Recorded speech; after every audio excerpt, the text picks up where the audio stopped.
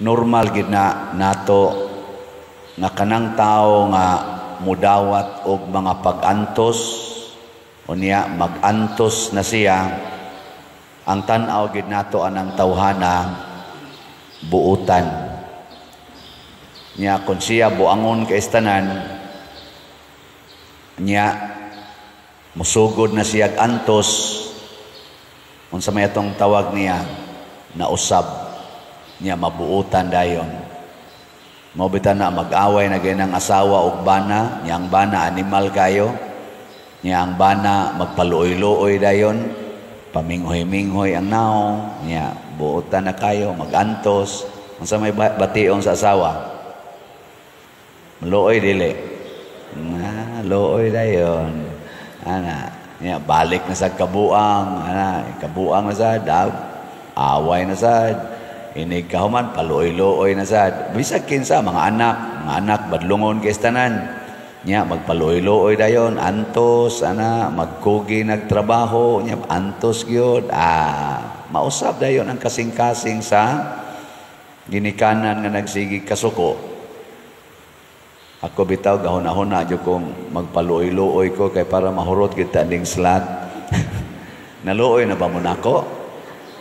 Naluoy na mo.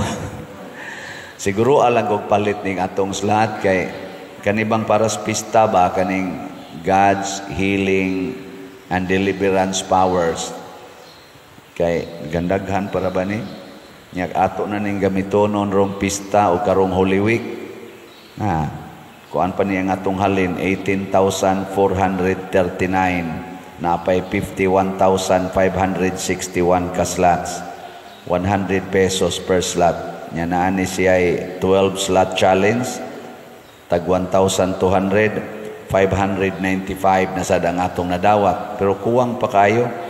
Kaning 51,000 kon paliton lang gid ni nato karon si Manaha tag 100 kamong tanan nga maminaw nako labi na gyud kamong ni adinhi sa territorial parishioner tanan ninyong pamilya papaliton ninyo ani nya di lang mo mangaon og mga duha ka kaunan karong si Manaha fasting ba duha lang ka kaunan abot man ginag 100 no nya inyo ding ipalit kay luoy in taon kay tagwa tay magamit karon na rabaning sunod semana unya ang Holy Week unya ikasunod sang igsumpay ana ato dayong mga pista celebration. So ana magantos ta. So kanang taong buangon kung magantos mahimong buutan sa matas mga tao. Samot na gid tingali kung ang buutan nga tao muantos ug mauna si Jesus. Sa iyang kabuutan, gisalikway lang yapon siya sa mga leader sa mga Hudiyo, bisan pag nakita na nila ang iyang kabuutan. O kung sa may katapusan na gisulti ni Kristo, aron makailagid sila nga siya anak sa Dios o pinadala sa Amahan. Ingon siya, kung inyo nang iisa ang anak sa tao, pasabot, kung inyo na siyang bitayon sa krus, maunay kinatasan o kinadak-an nga pag-antos nga giagian ni Jesus. Ang iyang kasakit, kanang stations of the cross, o ang pagbitay niya sa cross. Mauna ginay final proof nga siya di ay anak sa Dios. O giunsa man aniya pagpakita, miantos siya, nagpakamatay siya, nga wa gyoy sala. Way bisan gamayng kasuko gilingay mong tupad ing nadili kadali masuko sa inyo ing nako no nadili kadali masuko kana bitang tao nga dili masuko unsa may ato itawag buutan kanang tao nga dali kay mo reklamo masuko dayon bisag sakto pa ang iyang gisulti unsa may ato itawag unsa ito itawag? Buangon. Tanaw ninyo aning nagwali, unsa may tanaw ninyo ani, buutan o buangon? Na importante kaayo ang pag-antos. sa Team Duterte o sa Team Marcos karon, kinsa Manila ang nagpakita nga nagantos para sa atong nasod? Team Duterte o Team Marcos? Atong butaran kanang nagpakita na kamaong muantos para sa atong nasod. Kana bang dili kayo reklamador? Kana bang dili maghatag og kabugat sa katawhan? Kay kani manggong reklamo o kaning panindot sa atong kaugalingon, pagtuman unsay atong gusto, mao na ginay makapahimo natong yawanon. Mo na diri sa unang pagbasa, bisan pa man ang Ginoo nag-uban nila, nagtabang nila, reklamo lang gyapon. Yan anay pagkaon nga gihatag, kagkaon nga way lami, gipul-an nami ani. Ana ba? Mga buangon kay tanan. Padadaan bitag bitin. Gipamaak na nga matay, pag-antos na, diha na sila nagpakiluoy. Nya sa dihang nagpakiluoy na po sila, gitabangan lang yapos Ginoo, gitambalan lang yapos Ginoo, gikaluyan lang yapon. Muna kita, likayan gina natong pagka sa Tagalog pa makasarili ba? Sa in English, self-centered, or sa Bisaya, unsa man sa Bisaya? Unsa man ang self-centered? Wa sa ko kasabot unsa. Nindot mas Tagalog no, makasarili. Nya ang sa in English selfish or self-centered. Nya ang Cebuano unsa man?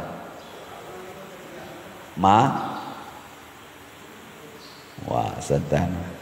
Taas man ang ato no. Ako lang nahibaw-an murag kanang nakasintros kaugalingon, self-centered. Sige lang, lingi ako no imong tupad. Inakinsay una nimong pakanon. Kada adlaw ba kinsa may inyong unang pakanon be? Ang inyong kuyog sa pamilya o kamo? Kanang naas imong hunahuna ba kinsa gi imong paningkamutan na imong pakanon?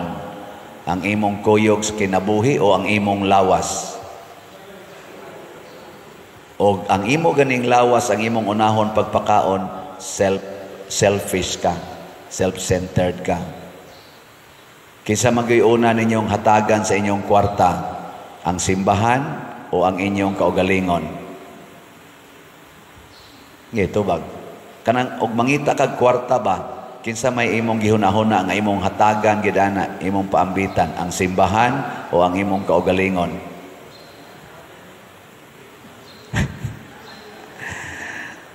Na musunod ani nga mupalit jud kag slot. Bahala nagwa kay kaon. Kay kinisang atong slot, kay bawo ba mo unsay atong gamitan ani? Una gyud manghatag ta karon og kay pista man nato no.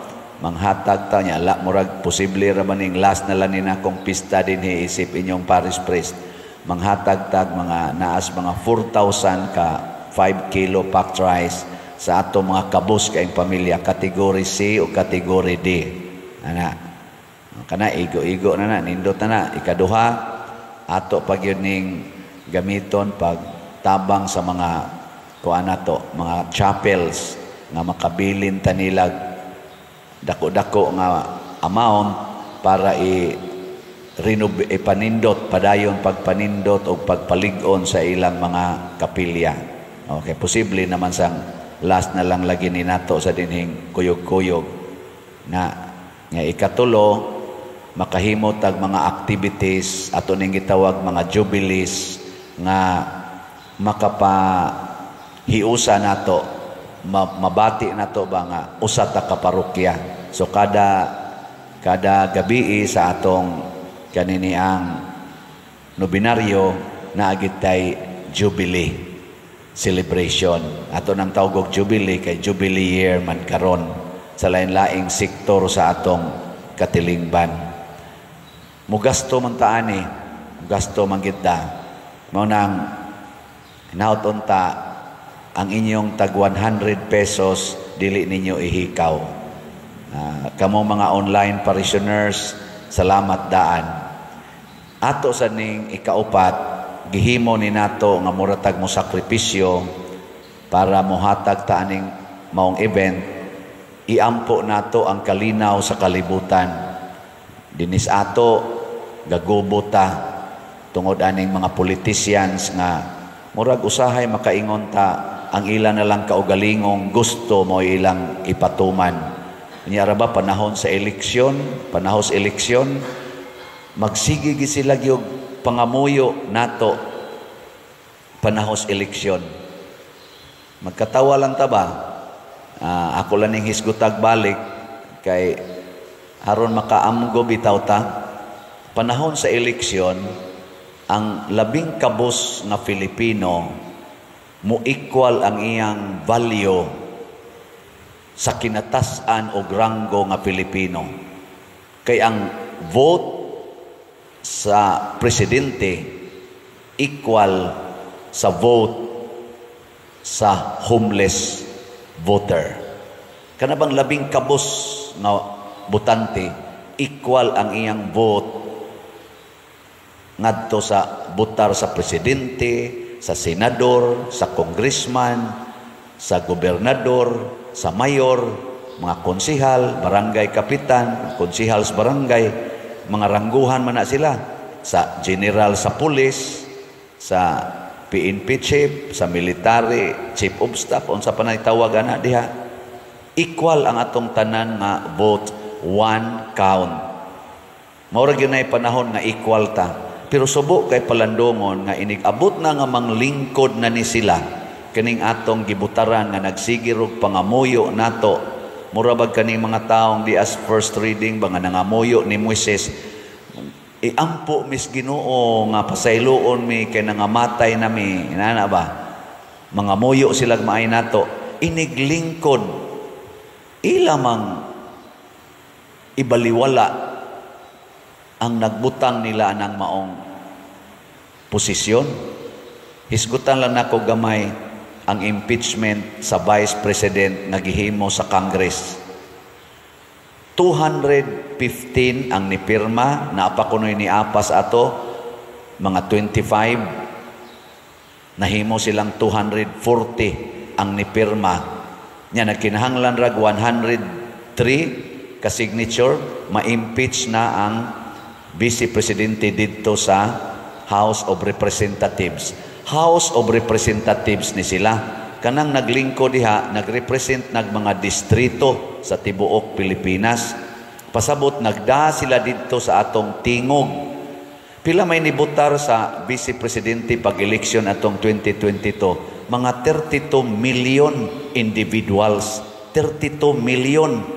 Unya gi-impeach lang, pasabot gibaliwala ang iyang pagka-vice presidente dito sa House of Representatives.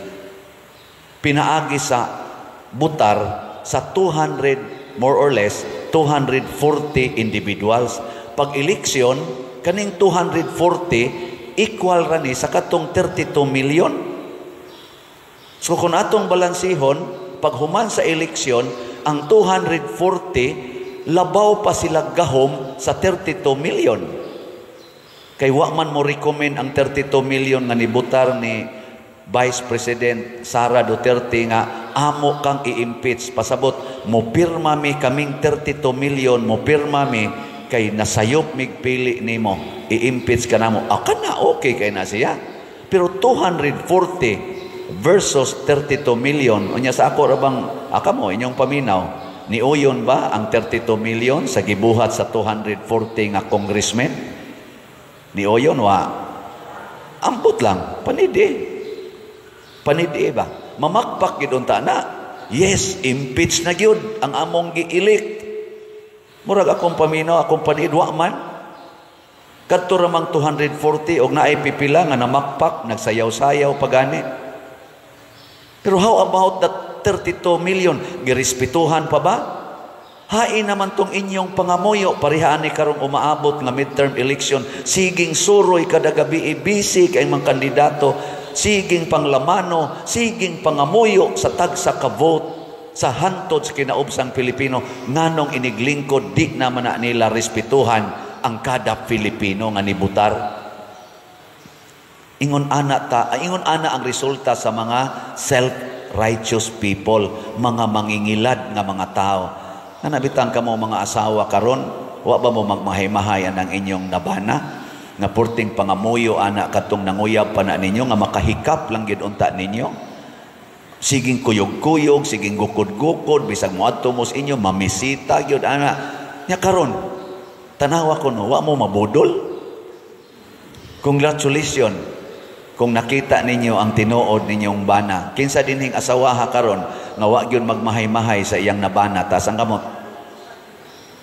Maayo kayo. Congratulations. Na ay mga tulo ka buok.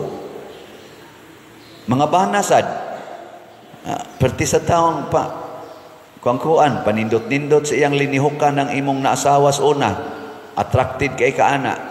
Karon kinsa mga banaha nga wa magmahay-mahay nganong mao na imong naasawa, taas kunong kamot binam sa mga bana din eh. Aw naa sa de duha ra non kabuok sa nang ni isa.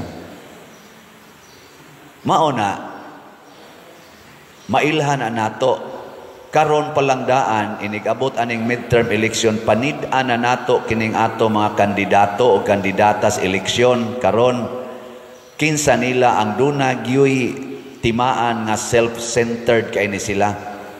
Na naman na sila yung mga track records, na sa tay daghang mga survey diha, na ay kalye survey, ganahan may kuha ng kalye survey, kay ila yung itali-tali ba ana, na asay kalye survey, na asay official survey, na asay mga, sa panang ubang mga accredited nga mga mohimo o mga survey, maminaw ta. Ikaduha, na-upload na sa social media ang ilang mga rallies, kadang rally nila, mailhan nimo ang reactions sa mga tao diha. Ang mga tao, hot ba kaayo, inigabot nila, or mingaw. Kana ganing murag minghoy ang audience, kana naana sila napanid-an nga di maayo. Nya kana ganing audience hot ka istanan, kana posible na nga ang na ilhan ana nila maayo na siya. Kaya di magita kaila nila thoroughly. Pero kani atong basihan, ug ang mga komentaryo, ug ang atong personal knowledge nila sigon sa atong maabot. Maigsoon, usara gyud akong timaan na ang tao dunay pagka-Dios nun. Maghatag gid siya kalipay sa kinabag-an nga tao. Naagyo na masuko niya. Si Kristo bitaw na maging nasuko niya. Pero ang kinabag-ang tao sa kalibutan hangtod karon, gihandom siya, giyukbuan siya, o giila siya nga manunubos. Sige yan natong pamalandong sa dagkong team karon sa eleksyon, Team Marcos o Team Duterte, hain ani nila ang nakahatag yun o kalipay ngadto sa kinabag-an nga mga Filipinos. Mo'y atong suportahan. O in general, tanang kandidato karon atong tan-aw ng ilang kinabuhi, kinsa nila ang dunay gihatag nga kalipay ngadtos kinabag-an, mo'y atong butaran. Kanang naglipay-lipay la sa ilang kaugalingon, daghan ang nasakitan, bisan pag magnisingisi na sila karon, maghimo na sana silang mga promises to be broken, ato nala na silang papahuwayon. At least man lang once in our lives we can choose. Ang ikaduha na sa rong problema, kaning tikas sa pag-ihap. Tikason ang mga tig-ihap. Sa una, dagdag bawas.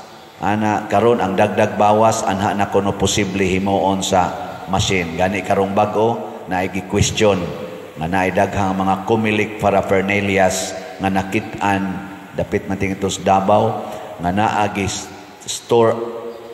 gistore nila, gibutang nila sa usa ka private nga lugar, private property. Amo nagi-question nganong naa mas private property, nganong wa man sa mga public and secured places sa gobyerno. So mga inani ba, mga clue na ni nga doon na mga lakang sa pagtikas sa umaabot nga eleksyon. Ato lang iampo kay noon ra ba kay tanay din aning tinikasay, either vote buying or harassment kanang pinaagi ang mga goons o kaning dagdag bawas. Iampo nato, panid-an nato, let us be watchful aron mogawas gyud ang clean, just, honest, sincere election results. Aron mugawas gyud ang kabubutos Ginoo, dili ang kabubuton sa mga taong mga yawanon kaig mga tumong para sa atong nasod.